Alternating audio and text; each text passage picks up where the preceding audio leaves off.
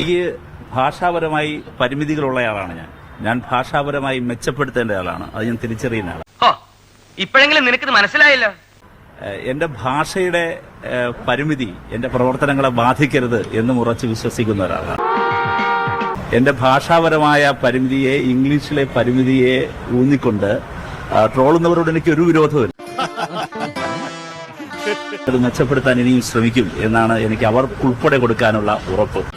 അത്ഭുതമായിരിക്കുന്നല്ലോ, ഇതെങ്ങനെ സാധിച്ചു? പക്ഷെ ഒരു കാര്യം, ഭാഷയല്ലല്ലോ കാര്യങ്ങൾ നിശ്ചയിക്കുന്നത്.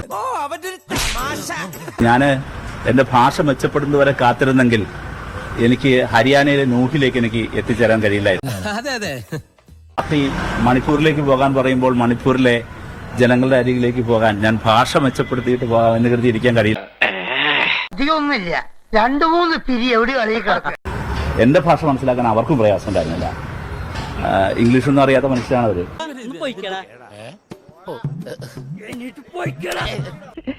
അയ്യോ, പറഞ്ഞോണ്ട് നേരം പോയി അറിഞ്ഞില്ല. ഞാൻ പോട്ടാ.